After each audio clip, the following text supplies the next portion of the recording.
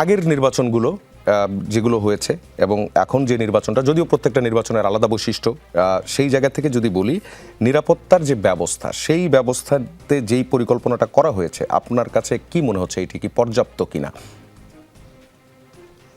তার আগে আমি একটু আমার নিজের কিছু চিন্তা তুলে ধরতে চাই। একটা হচ্ছে, যেমন ধরুন একটা আফ্রিকার একটা দেশে বাংলাদেশ সেনাবাহিনী সেখানে প্রথমে শান্তিরক্ষী বাহিনী হিসেবে গেছে এবং সেখানে নির্বাচনের একটা ব্যবস্থা জাতিসংঘের অধীনে হচ্ছিল এবং সেখানে দেখা গেল যে সেনাবাহিনীর কোনো রোল তারা রাখে নাই।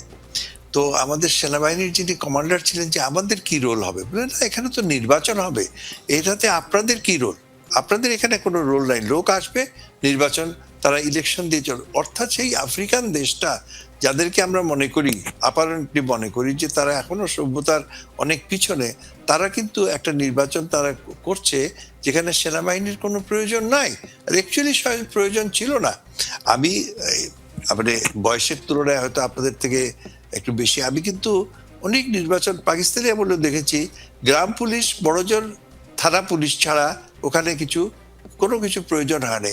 এখন আমরা বলি 4 স্তরের নিরাপত্তা, 5 স্তরের নিরাপত্তা, সমস্ত রাষ্ট্রের সমস্ত যন্ত্র, বিমান বাহিনী, নৌবাহিনী, কোস্ট গার্ড, বিজিবি, আমাদের হাতে আর রিজার্ভ কিছু নাই, সব দিয়ে দিলাম। তারপরেও নির্বাচনের পরে দেখা গেল যে একটা অস্থিতিশীল পরিস্থিতি।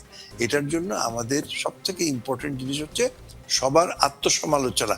ওই কে কি স্ট্র্যাটেজি করেছে, কিভাবে ডিপ্লয়মেন্ট হবে, সেনাপ্রধান নিজে যাচ্ছেন, বিভিন্ন ক্যান্টনমেন্টে যাচ্ছেন, সৈন্যদের সাথে কথা বলছেন, পুলিশ বাহিনী, এগুলো করেও লাভ হবে না যদি আমাদের নিজেদের এটাকে সুন্দরভাবে করার কোনো ইচ্ছা না থাকে। এবং সেই জন্য রাজনীতি তথা সমাজের যারা নেতৃস্থানীয় ব্যক্তি, তাদের অংশগ্রহণ সব থেকে ইম্পর্টেন্ট।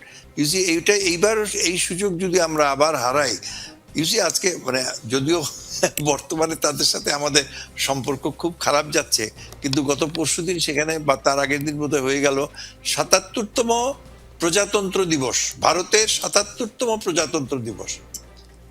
কোন সরকার আজ পর্যন্ত সেখানে অনির্বাচিত হয় নাই এবং সরকার সংবিধান কখনোই হয়নি, আপনার ব্যাহত হয়নি। কিন্তু এই দেখেন, আমরা একটা কোনো ইয়েতেই বুঝতে পারছি না স্টার্টিং পয়েন্ট। এখন আমরা সংস্কার করব, কি সংস্কার করব, গণভোট হবে, কি গণভোটে কি হবে, কত রকমের প্রশ্ন মানুষের মনে।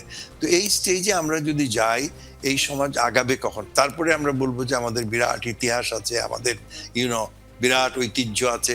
ঐতিহ্য তো ছিল যখন ওরা জঙ্গলে ছিল আফ্রিকা, আমরা তখন তো এখানে আমাদের রাজনৈতিক দল 1870-এর দশকে কংগ্রেস হয়েছে, 1906 সালে মুসলিম লীগ হয়েছে, 1954-তে আপনার 50-এ আমরা আওয়ামী মুসলিম লীগ হয়েছে।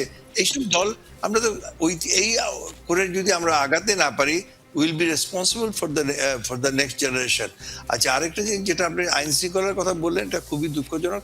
তবে আমি মনে করি যে এই 18 কোটি লোকের দেশে এখন পর্যন্ত যে অবস্থা আছে, এটা যদি আমরা নিজেদের মধ্যে আমরা সতর্ক হই, জনগণ যদি সতর্ক হয়, তো আমার মনে হয় কর্তৃপক্ষ এটাকে মোকাবেলা করতে পারবে। এবং যদি না পারে, তাহলে আমি বললাম যে কেবলমাত্র একটা অগণতান্ত্রিক সরকারই এখানে আসবে, গণতন্ত্র এখানে টিকতে পারবে না। এটা আমাদের সবার। আপনি ইন দ্য মিন টাইম একটা জিনিস শুনেছেন কিনা, সেটি হচ্ছে দুই দলের পক্ষ থেকেই কিন্তু এই সংখ্যাগুলোর কথা বলা হয়েছে এবং দুই দলই ভোট পাহারা দেওয়ার কথা বলেছে। কেউ সকালে, কেউ মধ্য রাত থেকেই ভোট পাহারা দেবেন এবং কোনোভাবেই ভোটের হিসেব শেষ না করে ফিরবেন না। তো এই পরিস্থিতিতে এই যদি হয় অবস্থা, একটি ভোট কেন্দ্রের 400 গজের বাইরেও যদি তারা থাকেন, সেই সময়টা আসলে আইন শৃঙ্খলা রক্ষাকারী বাহিনী কোনটা সামলাবে আর কোনটা ধরবে? কিছুই করতে পারবে না যদি তারা এই ধরনের অ্যাটিটিউড যদি থাকে। তাহলে বিশেষ করে যারা সমাজে দুর্বল, যে এলাকায় যে দুর্বল, সেটা আপনার বিএনপি সমর্থক হতে পারে, জামাতের সমর্থক হতে পারে, ক্ষুদ্র নৃগোষ্ঠী হতে পারে, আপনার সংখ্যালঘু সম্প্রদায় হতে পারে, বা গরিব জনসাধারণ হতে পারে, যারা যেখানে শক্তিহীন তারা বাসায় বসে থাকবে, তারা নির্বাচনে যাবে না।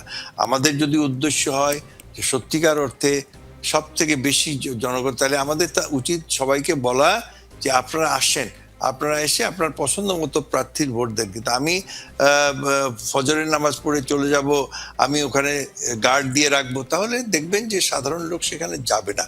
সাধারণ লোক সেখানে যাবে না, তখন ওই যারা মাসলম্যান এবং যাদের ক্ষমতা আছে তারাই ওখানে পাহারা দিবে। তো সত্যিকার গণতান্ত্রিক চর্চা হবে না, নির্বাচনটা কিন্তু প্রশ্নবিদ্ধ হয়ে যাবে। আমি মনে করি যে এগুলো বলা উচিত নয়, এগুলো করা উচিত নয়।